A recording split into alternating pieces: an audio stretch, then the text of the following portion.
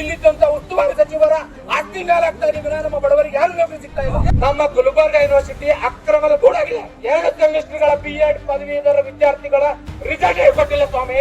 ನೋಡಿ, ಪ್ರಬುದ್ಧ ಅಕಾಡೆಮಿ ಅಂತೇಳಿ ನನ್ನ ಕನಸಿನ ಕೂಸು ಅಂತೇಳಿ 30 ಕೋಟಿ ರೂಪಾಯಿಯ ಒಂದು ಕಟ್ಟಡವನ್ನು ಕಟ್ಟಿದ್ರೆ ಅದು ಉದ್ಘಾಟನೆ ಮಾಡಿದ ತಿಂಗಳಲ್ಲೇ ಬೀಳ್ತಾ ಇದೆ.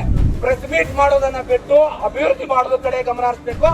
ಈ ಪ್ರತಿಭಟನೆಗೆ ರಾಜ್ಯ ಸರ್ಕಾರದಿಂದ ಮತ್ತು ಕಲಬುರಗಿ ಪೊಲೀಸ್ ಆಯುಕ್ತರಿಂದ ಪರವಾನಗಿ ತೆಗೆದುಕೊಳ್ಳಲು ಹೋದರೆ ಪೊಲೀಸ್ ಕಮಿಷನರ್ ಅವರು ವಿದ್ಯಾರ್ಥಿಗಳಿಗೆ 10 ಲಕ್ಷ ರೂಪಾಯಿ ಮೌಲ್ಯದ ಮುಚ್ಚಳಿಕೆಯನ್ನು ಬರೆದು ಕೊಡುವಂತೆ ಒತ್ತಾಯಿಸಿದ್ದಾರೆ. ಪೊಲೀಸರು ನಮಗೆ 10 ಲಕ್ಷ ಶ್ಯೂರಿಟಿ ಕೇಳ್ತಾರಂದ್ರೆ ರಾಜಕೀಯ ವ್ಯಕ್ತಿಗಳು ಏನಾದ್ರು ಹೋರಾಟ ಮಾಡಿದ್ರೆ ಅವರಿಗೆ ಇವ್ರು ಕೇಳ್ತಾರ? ಇದು ಬಡವರ ಮೇಲೆ ಇವರ ದರ್ಪನ. ಯಾವುದೇ ಒಂದು ಇಲಾಖೆ ಅನ್ನೋದೇ ತಾರತಮ್ಯ ಇಲ್ಲದೆ ಎಲ್ಲಾ ಇಲಾಖೆಯಲ್ಲಿ 1 ಲಕ್ಷ ಉದ್ಯೋಗವನ್ನು ಕೊಡ್ತೀವಿ ಅಂತ ಹೇಳಿದಂತ ಸಿದ್ದರಾಮಯ್ಯ ಸರ್ಕಾರ ವಿಧಾನಸಭೆದ ಒಂದು ಮಕ್ಕಳು ಬಿಟ್ಟಿರುವ ಅವನಿಗೆ ಏನ್ ಮಾಡ್ಬೇಕಂದ್ರೆ ನಾವು ಮಾಡಿದ್ರೆ ಎಬ್ಬಿಸಬೇಕು. ರಾಜ್ಯಾದ್ಯಂತ 2,84,000 ಹುದ್ದೆಗಳನ್ನು ಖಾಲಿ ಇದಾವೆ. ಅವುಗಳನ್ನು ಭರ್ತಿ ಮಾಡಿ ಅಂತೇಳಿ ಅಕ್ಸಾ ಎನ್ನುವ ಸಂಘಟನೆ ಪ್ರತಿಭಟನೆ ಮಾಡಲು ಶುರುವಾಯಿತು. ವಿದ್ಯಾರ್ಥಿಗಳ ಒಂದು ಶಕ್ತಿ ರಾಜ್ಯ ರಾಷ್ಟ್ರವನ್ನು ಅಲುಗಾಡಿಸುತ್ತೆ. ಅದರಂತೆ ನಮ್ಮ ಕಲಬುರಗಿಯಲ್ಲೂ ಕೂಡ ಇವತ್ತು ಅಕ್ಸಾ ಸಂಘಟನೆಯವರು ವಿದ್ಯಾರ್ಥಿ ಸಂಘಟನೆಯವರು ಪ್ರತಿಭಟನೆ ಮಾಡ್ತೀನಿ ಅಂದಾಗ ನಾವು ಅವರಿಗೆಲ್ಲರೂ ಬೆಂಬಲ ಕೊಟ್ಟು, ಯಾಕಂದ್ರೆ ನಮ್ಮ ಭಾಗದಲ್ಲಿ ಅತ್ಯಂತ ಹಿಂದುಳಿದ ಭಾಗ ನಂದಿದೆ. ಇಲ್ಲಿದ್ದಂತ ಉಸ್ತುವಾರಿ ಸಚಿವರ ಆಸ್ತಿ ಮೇಲಾಗ್ತಾ ಇದೆ. ನಮ್ಮ ಬಡವರಿಗೆ ಯಾರು ನೌಕರಿ ಸಿಗ್ತಾ ಇಲ್ಲ. ಮಾನ್ಯ ಉಸ್ತುವಾರಿ ಸಚಿವರಾದ ಪ್ರಿಯಾಂಕ್ ಖರ್ಗೆ ಅವರೇ, ಇಲ್ಲಿ ಬಂದಂತ ಯಾರು ಕೂಡ ಶ್ರೀಮಂತರಲ್ಲ, ಎಲ್ಲರೂ ಅನ್ನದಾತನ ಮಕ್ಕಳು. ಅನ್ನದಾತನ ಮಕ್ಕಳಿಗೆ ನಿಮ್ಗೆ ನೌಕರಿ ಕೊಡೋದಾಗಲ್ಲ ಅಂದ್ರೆ ಬಿಟ್ಟು ಹುದ್ದೆ ಬಿಟ್ಟು ಮರಿ ಹೋಗಿ ಸರ್. ನೋಡಿ, ಪ್ರಬುದ್ಧ ಅಕಾಡೆಮಿ ಅಂತೇಳಿ ನನ್ನ ಕನಸಿನ ಕೂಸು ಅಂತೇಳಿ 30 ಕೋಟಿ ರೂಪಾಯಿಯ ಒಂದು ಕಟ್ಟಡವನ್ನು ಕಟ್ಟಿದ್ರೆ 500 ವಿದ್ಯಾರ್ಥಿಗಳಿಗೆ ಕೋಚಿಂಗ್ ಕೊಡ್ತೀನಿ ಅಂದ್ರೆ ಎಲ್ಲಿದ್ದಾರೆ 500 ವಿದ್ಯಾರ್ಥಿಗಳು? ಕೇವಲ 30 ವಿದ್ಯಾರ್ಥಿಗಳಿದ್ದಾರೆ. ಅದು ಉದ್ಘಾಟನೆ ಮಾಡಿದ ತಿಂಗಳಲ್ಲೇ ಬೀಳ್ತಾ ಇದೆ. ನೀವು ಟ್ವಿಟರ್ ಖರ್ಗೆ ಆಗಿದ್ದೀರಿ. ಕೇವಲ ಸಾಮಾಜಿಕ ಜಾಲತಾಣದಲ್ಲಿ ಕಾಲಹರಣ ಮಾಡುವ ಸಚಿವರಾಗಿದ್ದೀರಿ. ಮಾನ್ಯ ಉಸ್ತುವಾರಿ ಸಚಿವರಾದ ಪ್ರಿಯಾಂಕ್ ಖರ್ಗೆ ಅವರು ವಿದ್ಯಾರ್ಥಿಗಳ ತಾಳ್ಮೆಯನ್ನ ಪರಿಶೀಲನೆ ಮಾಡಬಾರದು. ನಿಮ್ಮದೇ ಪಂಚಾಯತ್ ರಾಜ್ ಇಲಾಖೆಯಲ್ಲಿ ಎಷ್ಟು ಸಾವಿರ ಹುದ್ದೆಗಳು ಪಿಡಿಒ ಹುದ್ದೆಗಳು ಖಾಲಿ ಇದಾವೆ. ಕಲಬುರಗಿಯಲ್ಲಿ ಒಂದು ಗ್ರಾಮ ಪಂಚಾಯತಿಗೆ 6 ಪಿಡಿಒಗಳು ಇನ್ಚಾರ್ಜ್ ಇದ್ದಾರೆ. ಅಂಬಲ್ಗ ಎನ್ನುವ ಗ್ರಾಮ ಪಂಚಾಯತಿಗೆ 6 ತಿಂಗಳಿಂದ ಪಿಡಿಒ ಇಲ್ಲ ಅಂತೇಳಿ ಅಲ್ಲಿದ್ದಂತ ಕಾರ್ಮಿಕರು ರೈತರು ಪ್ರತಿಭಟನೆ ಮಾಡಿದ್ರು. ಅದಕ್ಕೆ ನೀವು ಕಿವಿಗೊಡೋದಿಲ್ಲ. ನಿಮಗೆ ಏನಿದೆ ಅಂದ್ರೆ ಪ್ರೆಸ್ ಮೀಟ್ ಸಚಿವರಿಗಿರ್ತಾವೆ. ಪ್ರೆಸ್ ಮೀಟ್ ಮಾಡೋದನ್ನ ಬಿಟ್ಟು ಅಭಿವೃದ್ಧಿ ಮಾಡೋದ್ರ ಕಡೆ ಗಮನ ಹರಿಸಬೇಕು. ಅದರ ಜೊತೆಗೆ ಇಲ್ಲೇ ಸಾವಿರಾರು ವಿದ್ಯಾರ್ಥಿಗಳು ಬಂದಿದ್ದಾರಲ್ಲ, ನಮ್ಮ ಭಾಗದಲ್ಲಿ 20,000 ಶಿಕ್ಷಕರ ಹುದ್ದೆಗಳು ಖಾಲಿ ಇದಾವೆ. ನಮ್ಮ ಗುಲ್ಬರ್ಗ ಯೂನಿವರ್ಸಿಟಿ ಅಕ್ರಮದ ಗೂಡಾಗಿದೆ. 2 ಸೆಮಿಸ್ಟರ್ಗಳ B.Ed ಪದವೀಧರ ವಿದ್ಯಾರ್ಥಿಗಳ ರಿಸಲ್ಟ್ ಕೊಟ್ಟಿಲ್ಲ ಸ್ವಾಮಿ. 2 ವರ್ಷ ಆಯ್ತು. ನೀವು ಬರ್ತೀರಾ, ಪ್ರೆಸ್ ಮೀಟ್ ಮಾಡ್ತೀರಾ, ಹೋಗ್ತೀರಾ. B.Ed ವಿದ್ಯಾರ್ಥಿಗಳ ಅವರ ಒಂದು ಭವಿಷ್ಯ ಹಾಳ ಹೋಗ್ತಾ ಇದೆ. ಅದಕ್ಕೆ ನಿಮಗೆ ಕಿಂಚಿತ್ತು ಕೂಡ ಯಾವುದೇ ಕಾಳಜಿ ಇಲ್ಲ. ಅದಕ್ಕೆ ಪ್ರೆಸ್ ಮೀಟ್ ಖರ್ಗೆಜಿ ಅವರೇ, ದಯಮಾಡಿ 2,58,000 ಹುದ್ದೆಗಳನ್ನು ಖಾಲಿ ಇದಾವೆ.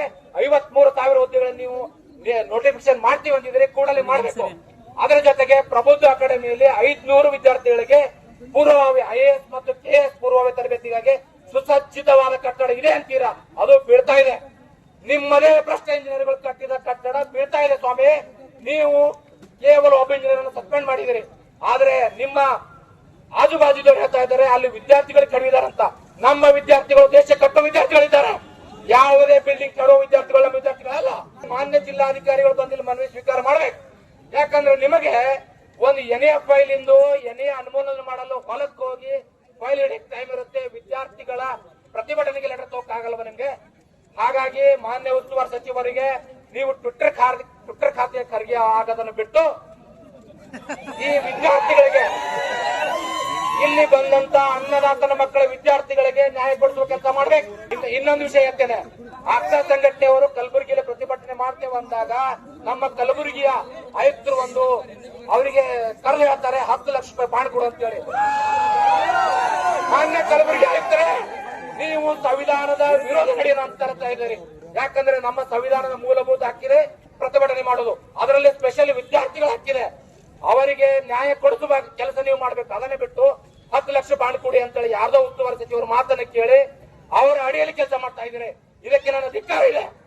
ಅದ್ರ ಜೊತೆಗೆ ಮತ್ತೆ ಅಕ್ಸಾ ಸಂಘಟನೆಯವರು ಹೈಕೋರ್ಟ್ಗೆ ಹೋಗಿ ಆದೇಶ ತಂದ್ರು.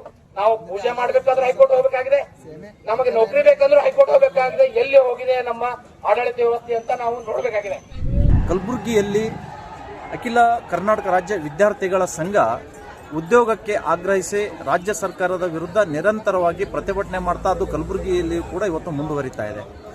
ಈ ಪ್ರತಿಭಟನೆಗೆ ರಾಜ್ಯ ಸರ್ಕಾರದಿಂದ ಮತ್ತು ಕಲಬುರಗಿ ಪೊಲೀಸ್ ಆಯುಕ್ತರಿಂದ ಪರವಾನಗಿ ತೆಗೆದುಕೊಳ್ಳಲು ಹೋದರೆ ಪೊಲೀಸ್ ಕಮಿಷನರ್ ಅವರು ವಿದ್ಯಾರ್ಥಿಗಳಿಗೆ 10 ಲಕ್ಷ ರೂಪಾಯಿ ಮೌಲ್ಯದ ಮುಚ್ಚಳಿಕೆಯನ್ನು ಬರೆದುಕೊಡುವಂತೆ ಒತ್ತಾಯಿಸಿದ್ದಾರೆ.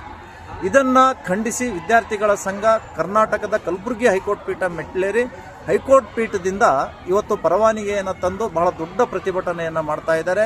ನೋಡಿ, ಹಲವಾರು ಇಲಾಖೆಗಳಲ್ಲಿ ಉದ್ಯೋಗ ಅವಕಾಶ ಇದ್ರೂ ಕೂಡ ಸರ್ಕಾರ ಹೇಳಿದಂತೆ ಇಲ್ಲಿ ನಡೀತಾ ಇಲ್ಲ.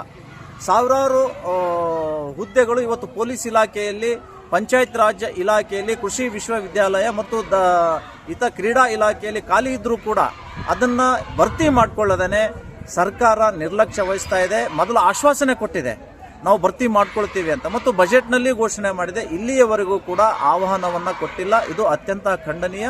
ವಿದ್ಯಾರ್ಥಿಗಳನ್ನು ಮತ್ತು ಉದ್ಯೋಗ ಆಕಾಂಕ್ಷಿಗಳನ್ನು ಮೂಲೆ ಗುಂಪು ಮಾಡುವಂಥ ಕೆಲಸ ಇಲ್ಲಿಯ ಕರ್ನಾಟಕ ರಾಜ್ಯ ಸರ್ಕಾರ ಮಾಡ್ತಾ ಇದೆ. ಇದೇ ರೀತಿ ವಿದ್ಯಾರ್ಥಿಗಳನ್ನು, ಉದ್ಯೋಗ ಆಕಾಂಕ್ಷಿಗಳನ್ನು ವಿರೋಧ ಮಾಡ್ಕೊಂಡು ಹೊರಟ್ರೆ 2028ರಲ್ಲಿ ಕಾಂಗ್ರೆಸ್ ಗರ್ ಚಲೋ ಅಭಿಯಾನವನ್ನು ನಾವು ಹಮ್ಮಿಕೊಳ್ಬೇಕಾಗುತ್ತೆ. ಪೊಲೀಸರು 10 ಲಕ್ಷ ರೂಪಾಯಿ ಮುಚ್ಚಳಿಕೆ ಕೇಳೋದ್ರ ಕುರಿತು ನಿಮ್ಮ ಅಭಿಪ್ರಾಯ ಏನು? ನೋಡಿ ಸರ್, ಕಲಬುರಗಿಯಲ್ಲಿ ಸಂವಿಧಾನಾತ್ಮಕವಾದಂತಹ ನಿಯಮಗಳು ಇಲ್ಲಿ ನಡೀತಾ ಇಲ್ಲ. ಇಲ್ಲಿಯ ಉಸ್ತುವಾರಿ ಮಂತ್ರಿಗಳು, ಇಲ್ಲಿಯ ಜಿಲ್ಲಾಧಿಕಾರಿಗಳು, ಕಮಿಷನರ್ ಏನು ಹೇಳ್ತಾರೆ ಅದರ ಪ್ರಕಾರ ನಡಿಬೇಕು. ಅದನ್ನು ವಿರೋಧಿಸಿದರೆ ಆ ವಿದ್ಯಾರ್ಥಿಗಳ ಮೇಲೆ ಕೇಸು, ಪ್ರತಿಭಟನಾಕಾರರ ಮೇಲೆ ಕೇಸ್ ಹಾಕುವಂಥದ್ದು ನಿರಂತರವಾಗಿ ನಡೀತಾ ಇದೆ.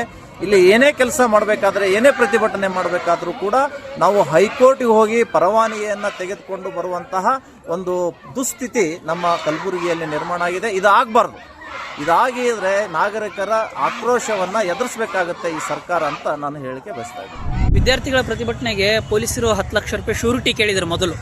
ಈ 10 ಲಕ್ಷ ರೂಪಾಯಿ ಪೊಲೀಸರು ಶ್ಯೂರಿಟಿ ಕೇಳೋದ್ರ ಬಗ್ಗೆ ನಿಮ್ಮ ಸರ್, ಇಲ್ಲಿ ಯಾರು ಶ್ರೀಮಂತರ ಮಕ್ಕಳಂತೂ ಬಂದಿಲ್ಲ ಸರ್. ಇಲ್ಲೆಲ್ಲ ಬಂದಿರೋದು ಬಡವರ ಮಕ್ಕಳೇ. ಪೊಲೀಸರು ನಮಗೆ 10 ಲಕ್ಷ ಶ್ಯೂರಿಟಿ ಕೇಳ್ತಾರಂದ್ರೆ ರಾಜಕೀಯ ವ್ಯಕ್ತಿಗಳು ಏನಾದ್ರು ಹೋರಾಟ ಮಾಡಿದ್ರೆ ಅವರಿಗೆ ಇವ್ರು ಕೇಳ್ತಾರ? ಇದು ಬಡವರ ಮೇಲೆ ಇವರ ದರ್ಪನ, ಇದು ದೌರ್ಜನ್ಯ ಅಂತ ನಮ್ಗೆ ಇನ್ನೂ ಗೊತ್ತಾಗೋಗಿಲ್ಲ ಸರ್. ನಾವು ನೋಡ್ರಿ ಯಾರ ಅಪ್ಪನ ಆಸ್ತಿಯನ್ನು ಕೇಳಕತ್ತಿಲ್ಲ. ಈ ಒಂದು ಪ್ರಶ್ನೆ ಕಾಂಗ್ರೆಸ್ ಸರ್ಕಾರ ಏನ್ ಹೇಳ್ತಪ್ಪ ಅಂತಂದ್ರ ನಮಗೆ ಬಿಟ್ಟಿ ಆಶ್ವಾಸನೆ ನೀಡಿತು. ನಮ್ಮ ಸರ್ಕಾರ ಏನಾದ್ರು ಬಂದ್ರ ಯಾವುದೇ ಒಂದು ಇಲಾಖೆ ಅನ್ನೋದೇ ತಾರತಮ್ಯ ಇಲ್ಲದೆ ಎಲ್ಲಾ ಇಲಾಖೆಯಲ್ಲಿ 1 ಲಕ್ಷ ಉದ್ಯೋಗವನ್ನು ಕೊಡ್ತೀವಿ ಅಂತ ಹೇಳಿದಂತ ಸಿದ್ದರಾಮಯ್ಯ ಸರ್ಕಾರ ವಿಧಾನಸಭೆದ ಒಂದು ಮಕ್ಕಳು ಬಿಟ್ಟೆ ನಾವು ಅವನಿಗೆ ಏನ್ ಮಾಡ್ಬೇಕಂದ್ರೆ ನಾವು ಹೊಡೆದು ಎಬ್ಬಿಸ್ಬೇಕು. ತಮ್ಮ ಒಂದು ಬೆಳೆಯನ್ನು ಬೇಯಿಸೋಕೋಸ್ಕರ ವಿದ್ಯಾರ್ಥಿಗಳನ್ನು ಮುಂದೆ ಇಟ್ಟುಕೊಂಡು ಮತ್ತೆ ಅದೇ ರೀತಿ ಏನ್ ಮಾಡ್ತಾರ ಅಂತಂದ್ರ ಈ ಬಿಟ್ಟಿ ಭಾಗ್ಯವನ್ನು ನೀಡ್ಯಾರ. ಈ ಬಿಟ್ಟಿ ಭಾಗ್ಯ ಯಾರಿಗೆ ಬೇಕ್ರಿ?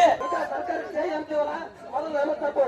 ಅವ್ರಿಗೆ ಏನು ದುರಂಕಾರ ಬಂದಂತಂದ್ರ 136 ಸೀಟ್ ಗೆದ್ದೀವಿ, ಈ ಬಿಟ್ಟಿ ಭಾಗ್ಯ ಕೊಟ್ಟಿವಿ, ಮುಂದೆ ನಾವು ಗೆದ್ದು ಅಂತ ಅಹಂಕಾರ ಬಂದ ಅವ್ರಿಗೆ ನಾವು ಈ ಜಾಗದಲ್ಲಿ ಅವ್ರಿಗೆ ಏನು ಬುದ್ಧಿ ಕಲಿಸ್ಬೇಕಂದ್ರೆ ಮುಂದಿನ ಸಾರಿ ಏನಾದ್ರೂ ಕೋರ್ಸ್ ನಮಗೆ ಬಿಟ್ಟಿಲ್ಲ ಅಂತಂದ್ರೆ ಈ ಸದು ಗುಲ್ಬರ್ಗ ಆಗ್ಯದ. ವಿಧಾನಸಭಾ ಬಾಕಲು ಮುರಿದು ವಿಧಾನಸಭೆಗೆ ಹೋಗಿ ಹೋರಾಟ